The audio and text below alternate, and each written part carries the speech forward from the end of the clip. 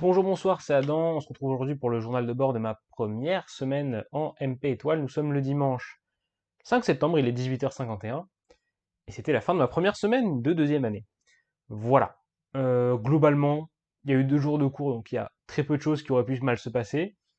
Donc tout s'est très bien passé finalement. Voilà. Premier jour, la rentrée, on a fait majoritairement de la physique et un peu d'anglais. Bon, c'était cool. Voilà. Apparemment cette année, le prof d'anglais a décidé qu'on allait travailler plus que l'année dernière. Voilà.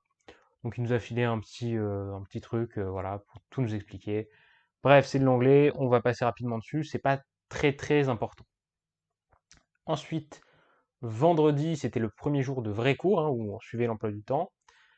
On a eu, voilà, c'est sympa, on a eu quoi? On a eu maths, globalement, et un peu de physique aussi en TD. Voilà. Bon, les deux trucs, c'était très cool. La physique, j'étais un peu mitigé parce que, bon, au final, après, quand on a fait un peu de cours quand même sur l'ordre de TD, et bon, on n'est pas allé très très loin. Bon, j'imagine que c'est parce que c'était le premier cours, donc il fallait tout remettre au clair. Mais bon, voilà, ça c'est pour ce qui s'est passé les 2 premiers jours. Petite parenthèse au passage sur l'emploi du temps que j'aurai en deuxième année. Voilà, il est assez cool finalement, parce que je commence tous les jours à 9h, ce qui est assez sympa. En contrepartie, il y a plusieurs jours par contre où je finis assez tard. Voilà. L'école n'ont toujours pas commencé et les DS n'ont toujours pas commencé. Normalement, c'est en 2 semaines. Ce qui m'amène d'ailleurs à dire que la semaine prochaine, nous parlerons des cols. Voilà, tout simplement. Tandis que cette semaine, du coup, je vais vous parler un peu de comment va se passer la vraie première semaine, voilà, pour ceux qui viennent d'entrer en première année. Comment va se passer votre véritable première semaine de cours? Parce que c'est quelque chose quand même d'assez particulier, puisqu'on a l'habitude du lycée. Et même s'il y a techniquement pas grand-chose qui change, il y a quand même quelques choses à noter, quelques petits trucs à noter. Voilà. Donc normalement, si vous êtes en première année, vous avez fait votre rentrée jeudi ou vendredi, ça s'est très bien passé, vos profs ont essayé de vous faire un peu peur. C'est le week-end, normalement vous avez commencé à réviser un tout petit peu sur ce que vous avez fait et vous allez avoir un TD, deux TD, un TD dans chaque matière globalement à préparer et peut-être un DM. Par exemple, nous on a un DM de physique à faire, donc vous avez peut-être un DM en bonus. Voilà, un DM ou deux. Voilà, ça c'est ce qui s'est passé jusqu'à maintenant.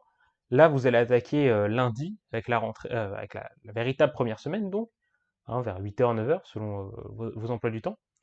Et comment ça va se passer? Ben, en fait, il n'y a pas grand-chose qui va changer, hein. Donc, vous allez venir en cours, vous allez vous asseoir. Votre prof va globalement soit vous gueuler dessus, soit essayer de vous expliquer des trucs et les gens vont hocher de la tête machinalement. Et voilà, ça va très bien se passer finalement. Vous allez écouter, vous allez prendre des notes. Voilà, c'est très important d'écouter finalement, puisque sinon après vous êtes pas très bien pour la suite, hein, si vous connaissez pas votre cours. Mais voilà, c'est tout, c'est tout. C'est des cours normaux finalement. Excepté un léger détail, c'est que bah, vous allez déjà en théorie beaucoup plus vite que les années précédentes et tout est beaucoup plus concentré.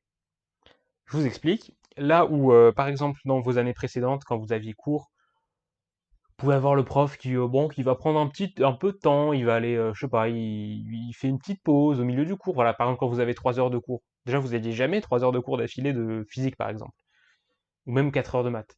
Ça n'existait pas. Bah là, vous allez avoir ces 3-4 heures de maths, ou 3-4 heures de physique d'affilée, comme ça, sans pause, en général, où le prof va généralement pas non plus s'arrêter beaucoup, hein, il va peut-être s'arrêter si vous posez des questions, mais si vous posez pas de questions, votre prof ne s'arrêtera jamais. Ça, c'est clair. Et le but, ça va être de réussir à rester concentré pendant ces 3-4 heures de cours, voilà. Sans être distrait par, je sais pas, ce qu'il y a à la fenêtre ou votre camarade de classe qui vous pose une question sur ce qui s'est passé il y a 3 tableaux. Voilà, non, il faut réussir à rester concentré, réussir à tenir le rythme au niveau de la prise de notes. Voilà, c'est juste des petits trucs à faire, mais voilà, il faut savoir les faire. Et c'est globalement tout en maths et en physique. Bien sûr, en maths, vous allez voir si vous êtes en MPSI que bah, vous démontrez absolument tout. Et ça prend une part non négligeable du temps du cours, hein, c'est-à-dire les démonstrations. Contrairement à si vous êtes en PCSU, vous aurez un peu moins de démonstrations normalement, mais quand même quelques-unes. Et après en anglais et en français, bon, bah, ça se passe très bien, je vais pas m'étendre là-dessus. Mais une fois que vous aurez fini, voilà, d'avoir vos heures de cours, qu'est-ce qu'il faut faire? Parce qu'avant au lycée, on pouvait rentrer chez soi, vaquer à ses occupations, si je puis me permettre. Et là, c'est plus la même chose. Voilà, quand vous rentrez chez vous, vous allez vite vous apercevoir que maintenant que vous êtes en prépa, il va falloir actuellement, en réalité, lire vos cours, voilà, relire vos cours dès que vous rentrez et les travailler, hein, ce qui est quelque chose d'un peu spécial, hein, vu qu'on n'a pas l'habitude avant. Mais voilà, il faut que quand vous rentrez chez vous plutôt, chaque soir, vous reprenez le cours de la journée. Pas besoin d'aller en détail, c'est juste une relecture. D'abord, vous assurez de comprendre à peu près les concepts que vous avez abordés. Alors au début de l'année, c'est assez simple, hein. Le premier chapitre, c'est la logique. Voilà, vous allez faire des négations, d'assertions, ce genre de choses, des tables de vérité, ça passe tout seul. Mais plus vous avancez dans l'année, plus ça va être compliqué. Donc la première chose à faire, c'est de s'assurer que le contenu du cours est compris. Pas besoin de comprendre les démos, comprendre le contenu du cours, de ce que vous parlez, et de quel intérêt ça a, ou comment ça s'organise un peu. Voilà. Ensuite, ça je parle surtout pour les maths, et dans une moindre mesure pour la physique, mais certainement pas pour l'anglais ou le français, où, bon, ça c'est des matières littéraires, ça se travaille comme des matières littéraires. Une fois que vous aurez à peu près compris ce qui se passe dans votre cours, là vous pourrez vraiment vous attaquer aux démonstrations. Et comment ça se passe? Il faut d'abord apprendre les propositions et les théorèmes, apprendre les hypothèses qui vont avec ces propositions et ces théorèmes, savoir dans quel cas il faut les utiliser, dans quel cas ça s'applique. Parce que sans vos hypothèses, vos théorèmes et vos propositions ne sont rien. Voilà. Globalement, ils sont. Si vous ne savez pas quand les appliquer, ça ne vaut rien. Surtout que souvent, les hypothèses vous donnent des indications sur le contenu de la proposition ou du théorème. Par exemple, quand plus tard vous verrez Taylor-Young, voilà, quand vous ferez un peu de dérivation, de développement limité, etc., il faut tout de suite dans sa tête le lier avec des dérivés. Et si vous savez que une condition pour ce théorème, une des hypothèses, c'est d'avoir une fonction qui est dérivable, voilà, qui est de classe Cn, donc si vous voulez faire un développement limité à l'ordre n, si vous avez dans la tête cette hypothèse, vous savez immédiatement la formule qui va apparaître dans votre esprit, où vous mettez, alors c'est la somme, hein, des x-a exposant n sur vos n factoriels fois la dérivée énième dans le point considéré. Et vous l'avez instantanément parce que vous savez que ça parle de fonctions dérivables.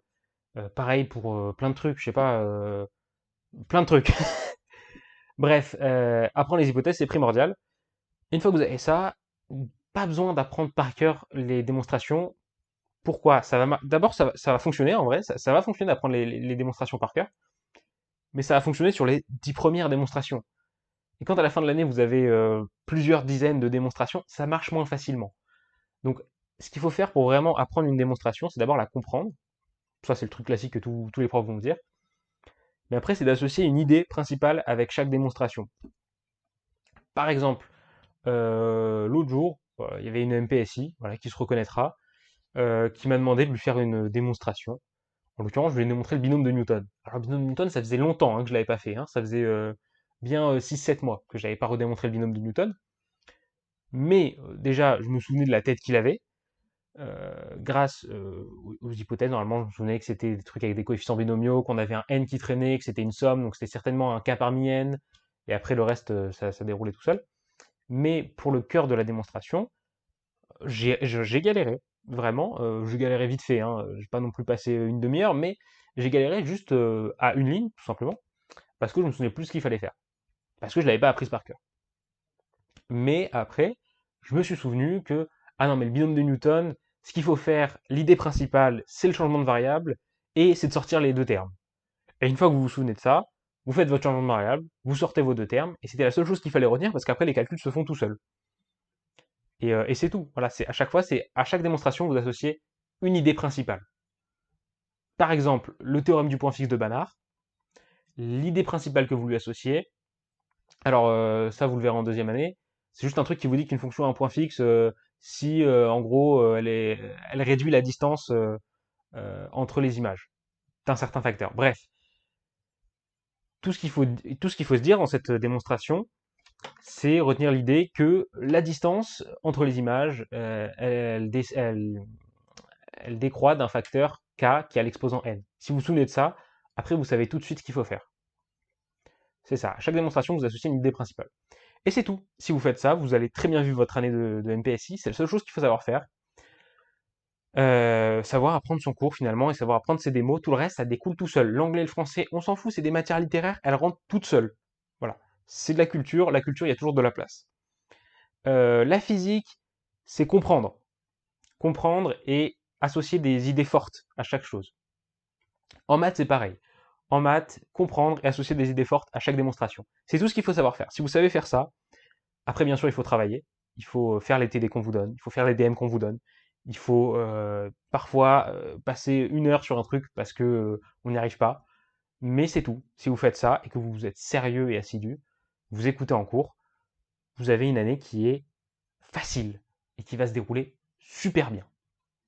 Voilà, sur ce, c'est tout ce que j'ai à vous dire pour votre première semaine de MPSI. Si vous arrivez à faire ça sur la première semaine de MPSI, c'est fini. Vous faites sur la première semaine, après vous allez le faire sur la deuxième, la troisième, puis ça va devenir un automatisme et vous aurez plus jamais envie d'aller faire autre chose, ou plutôt rien ne vous viendra d'autre à l'esprit que de travailler et de vous enfermer dans un enfer de travail et de ne plus jamais prendre goût à la vie. Et ça, c'est ce qu'on veut. Ça, c'est ce qu'on veut en prépa.